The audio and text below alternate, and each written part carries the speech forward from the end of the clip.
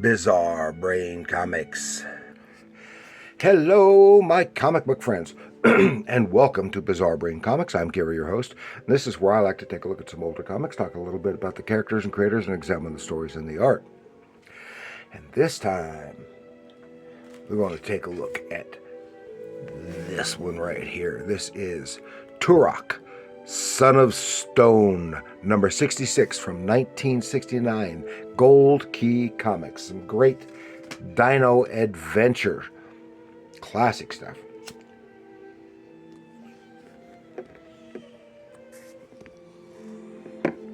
Okay, and for those who may not be familiar, this is Turok, Son of Stone, number 66, 1969, Gold Key. Turok is a fictional Native American character from Dell and Gold Key Comics publications.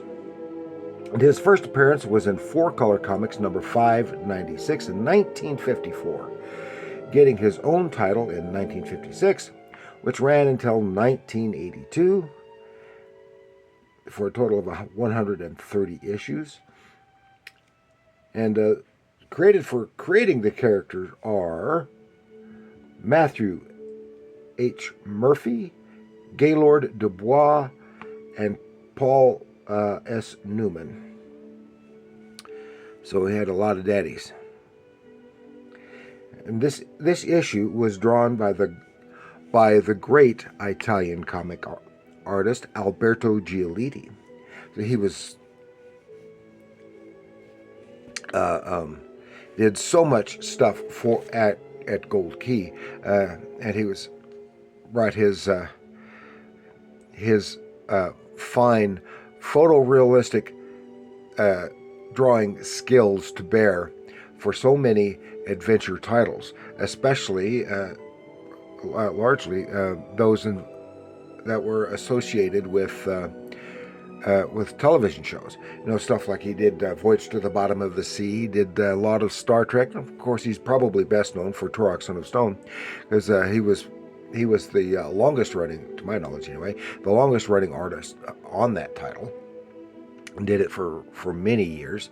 And Turok was probably one of the longest running and most successful titles for Western publishing under Dell and Gold Key. It was only a quarterly title, at least at this time. I think a few years later it went to bi-monthly, but I'm not sure on that.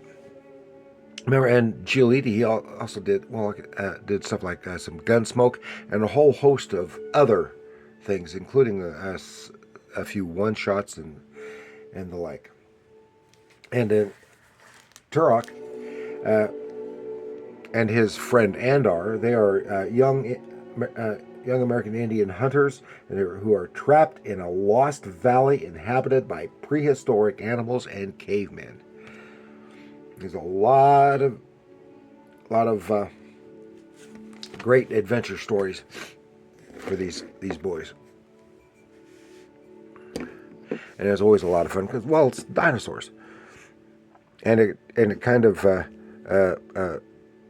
set a standard for some others. You know, it's along the lines of Land of the Lost and Valley of the Dinosaurs, which was probably a very, very close ripoff, really, of Turok.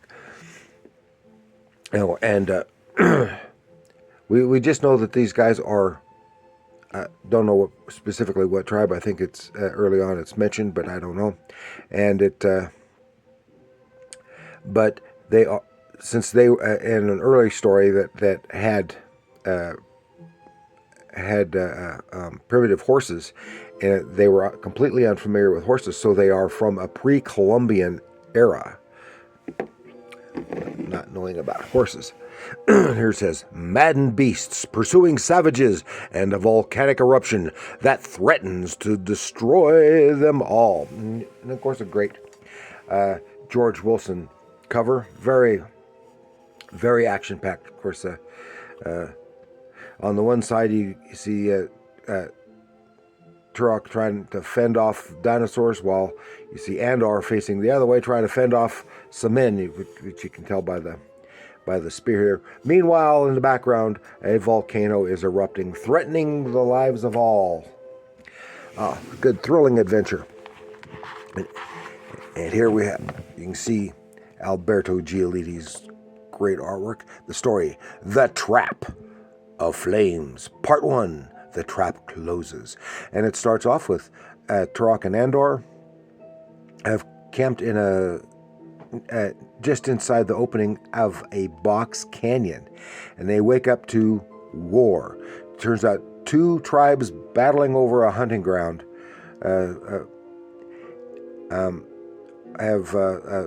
are in conflict, and Turok and Andor are right in the middle, right in between them, and they're trying to stay out of the way to to avoid any backlash.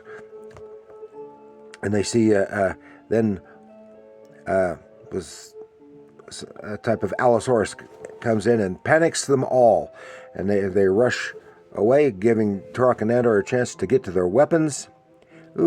Andor's nearly crushed, and then they get their weapons, and using their poisoned arrows, quickly take down the flesh-eating theropod. Then both tribes converge, rush in to the fresh corpse, trying to lay claim to the meat therein. And Turok and Andor just try to scamper away. But then they go right back to fighting. Because first it was over the land, now it's over the carcass. Then more trembling, and it's a dino stampede right in through the opening of the box canyon. Well, shucky darn, what's happening now? Then, because the ground is rumbling and trembling, and it turns out that there was some kind of fault right there in the middle of that small pass, and begins an eruption of a brand new baby volcano. And all this is happening probably faster than it would have, but it reminds me of the story of the birth of, I can't remember what volcano it was, in Mexico, right in the middle of some guy's field, and it just cracked open and started erupting, and there's a full-sized volcano there in just a few months. Well, it starts erupting and developing a cone, spilling lava and ash, and so our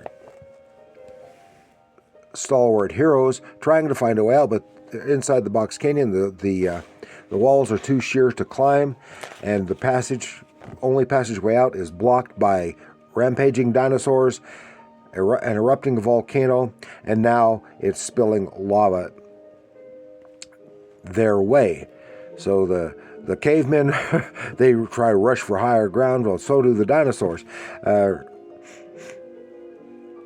Trying to get away from both the men are trying to get away from both the dinosaurs and the lava. And Turok and Andor, they're still trapped on the lower levels, and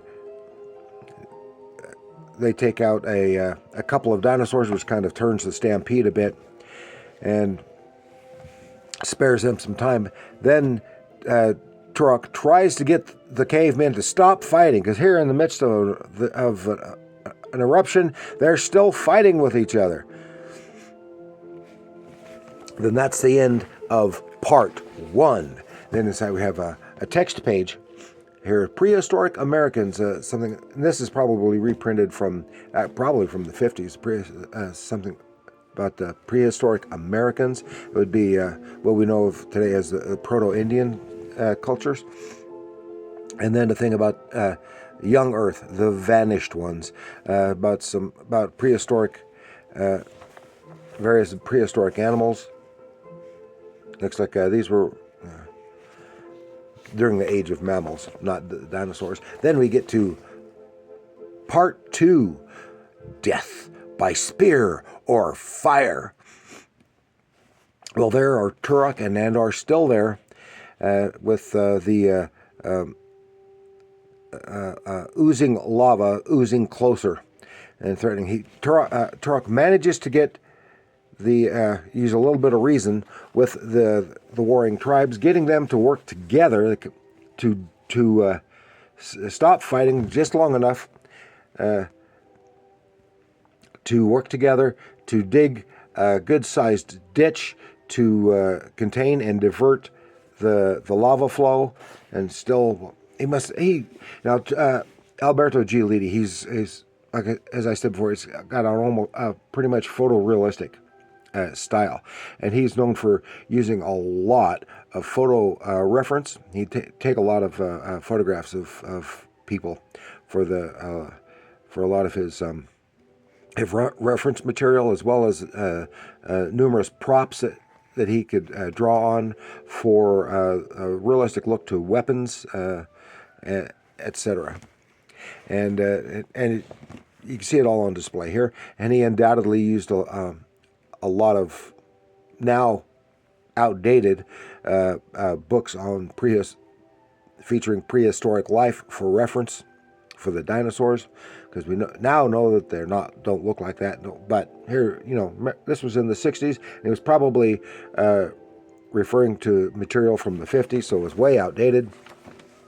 But they managed to get the ditch dug and kind of diverts the lava. They still have to get up to the higher ground, and they build fires to keep the dinosaurs away from them. So they've only got a small space. So they're there, and they are relatively safe for the moment. And everyone kind of sits down to sleep for the night. Well, during the night, one group of tribe of cavemen, they capture Turok. They want, because they want Turok to stay with them and be their leader and teach them how to make and use their weapons and make fire the way they do. And he flatly refuses, so they just tie him up because they think, oh, so you've already agreed to help the other tribe. He says, no, we just went out. We're just trying to get away. They tie them up and basically leave them staked out and says, well, if you're not going to help us, you're going to die. But then in the middle of the night, another brief eruption happens, and now it's ash and hot rock being rained down on. Not a whole lot, but enough to be a nuisance. But it gives Turok an idea, so that when the cavemen settle back down and go and fall asleep again, he's able to use some of this hot rock to burn through his bonds, so he can free Andar. They can snatch up their weapons, and going to get out of there. And Andar says, how? I've got a plan. And Turok says, I've got a plan. They go to one of the dino corpses and start slicing off huge swaths of dino hide. And they start wrapping up their feet in the dino hide, and then head towards the volcano. They're spotted, and they're being chased by the cavemen, but they get to the still hot but solidifying lava flow, and with the dino hide, they begin to walk across it with virtual impunity. But of course, it's still so hot, it's pretty much toasting that dino hide. But they're rushing and having to duck the spears being tossed at them by the cavemen, until finally they're almost across that lava flow. They're rushing, and they have to go even faster because it's starting to burn through the dino hide moccasins. And because, dino hide, boy, it's got to be thick stuff. And they rush down, get across just in time, and the volcano completely settles down to a time of apparent dormancy, and Turok and Andar take wings to their heels, and they take off before those warring cavemen can get after them once the volcano is gone and the lava flow is cooled enough. Oh, and another page, because these were pretty educational. Prehistoria, something about Neanderthal man. Of course, this was probably even outdated when it was first published, but it's still, it helps stimulate the imagination of the young readers and maybe making them interested in some real science, which believe me, we really need right now because so much pseudoscience out there, and people trying to just outright trying to stop science research across the board anymore. So that is all I had to share with you this time. Turok, Son of Stone, some great dino adventure.